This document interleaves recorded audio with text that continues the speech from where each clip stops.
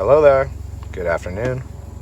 It's a lovely day. I figured I might do some yoga out here in the nature. So if I hear the plane overhead as we reach our arms up, take exhale as we come to heart center. And one more time, let's bring them all the way up. Exhale as you bring your hands to heart center. Let's go a little wider with our feet. Big inhale.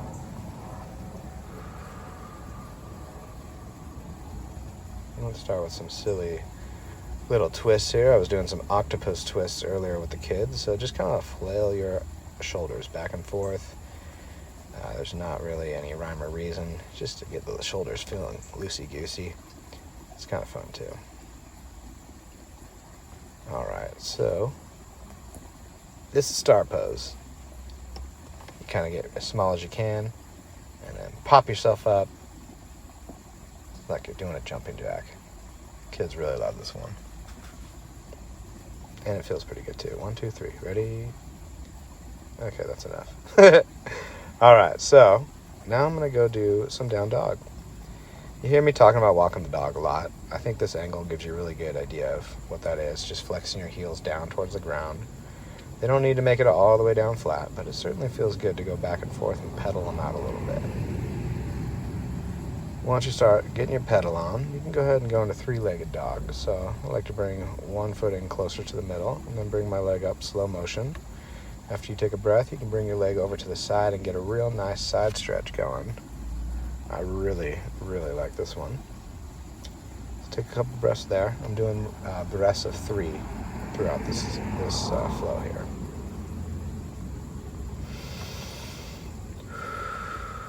Okay, so now I'm going to do a little knee tap. So I'm going to my elbow, back up, over to my other elbow. And then, just for fun, I started feeling it. I figured I'd go into pigeon next. Sometimes your body just tells you what you need. And if you listen to that when you're doing flows, go with let go and let God, as my mom would say. But, just go with it. Your body will tell you what you want. So take a few more breaths there in pigeon. Come back on up. Let's go to three-legged dog on the other side. Can't do one without the other. Let's go ahead and pedal out a little bit and laze that. I think it's going to be my left leg at this point.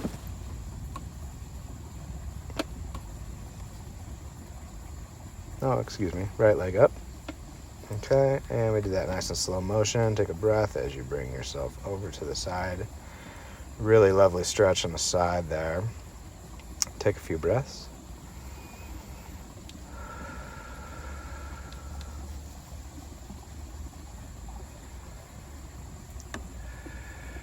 I think this is Moses' favorite pose too. Alright, and then we're going to go knee to elbow, back up, slow motion, and knee to your other elbow. And get jiggy with it. Bring yourself down into pigeon. And if that one doesn't feel good, you can skip it, but it was feeling good to me right then and there. Taking a few breaths.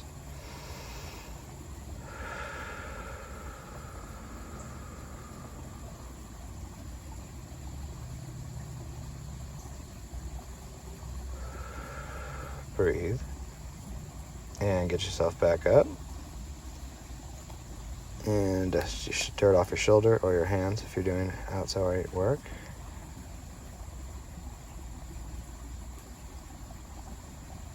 Next up, go ahead and push the water up, push the water down, push the water up, exhale, push the water down.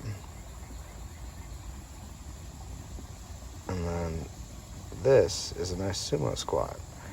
So you can get yourself nice wide legs, lower yourself down, and then tuck your elbows in to your knee joints there and really focus on enhancing that stretch wider, okay? So you can kind of press your elbows into your knees there. Maybe stretch one leg to the side. As you can see, I'm kind of going back and forth here. It's a really nice hip opener. Oh yeah, that's the good stuff. Breathe. And we make our way to the next move here. It's a little hot. Don't mind me. So that's just an anatomical pose. Going up to high mountain. If you press your heels into the ground and as you arch your back, it's like a standing cat-cow situation. And then I'm going all the way down for a forward fold. You see me locking my arms here, rocking back and forth on my heels. Really kind of letting loose, let gravity do its thing as you ragdoll. You can shift back and forth from your left heel to your right heel, looking at your ankles. That's a nice little twist. And then I'm reaching for my hands. If you're feeling it, you can stand on your hands, but I didn't really want to stand on my shoes because that's a little yucky. And then as we reach up to a halfway lift, so your hands are going to go on your shins or your knees, extend your back so it's flat and push your head forward as much as you can. So you're trying to be as long as you can. And I love hanging out here and taking a couple breaths because halfway lift is what's up. All right. So I was about thinking of what I'm going to do next, and I saw a lady walking by, and I said hi. And she asked me if I know how to snowboard. First I thought she was asking me about yoga, but she was asking me about the one wheel, which I was using to hold the camera. When you get older, things get scarier. And she asked me if I asked her if she wanted to try. She got a little scared, but you know, you got to face your fears, right? Okay, so what else do I got? This could be the end of it. I think I'm going to do a little warrior one. So we're going on one foot. We're raising foot towards the back, okay? And then bringing our arms up for balance. And you'll definitely notice a difference between my left foot and my right foot on this one. My right knee is not nearly as stable, and it is very evident on video. So go ahead and hold this one for 3 breaths. You can bend your knee and go lower if you'd like to add a little bit more sensation. All right. Barely made that one.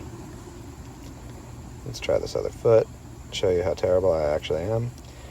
And I am over by a water feature, so if I did fall and stumble into the water, I wouldn't be doing it for the legs. I don't want to see that happen. So let's just keep balancing. And it's okay. Yoga is a practice, right? We don't have to look perfect. We don't have to hold poses perfectly. If you goof off and start falling down, well, hey, shoot, now I'm in a halfway lift, or not a halfway lift, half splits. Feeling good again. All right. And now I'm doing a little zebra pose. So if you have one foot in front of you and one foot behind, as you step back, you can really stretch out your front knee, and it feels incredible. If you've ever hyperextended your knee, this is the jam. Okay. We'll keep going here with a little warrior. Reaching up and over your head. If your hand is above your ear, you're usually in a good spot there. Go nice and wide. You got your front foot pointed towards the front, and then your back foot is off to the side of the mat or ground. And then if you want to reverse your warrior, bring your right knee over to your right thigh. Take a couple breaths there. And then as you reverse your reverse warrior back to the front, you can either go overhand, or I like this like softball pitch kind of thing. So you bring your arm up and then softball pitch it forward. That feels really, really nice. So you can go overhand or underhand, either or. It's going to be a different stretch. See what you prefer. Or maybe mix it up and do both. Hey.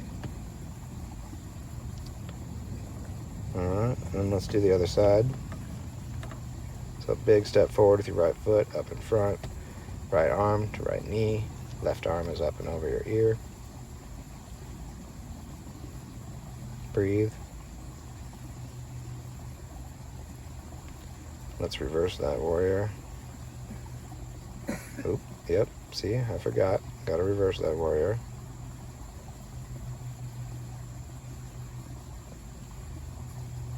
Okay. Take a couple breaths there. And then as we come back forward with it, unless I forgot. Nope, yep, okay. Here we go again. Softball pitch forward. Feeling great. Pressing on my toes.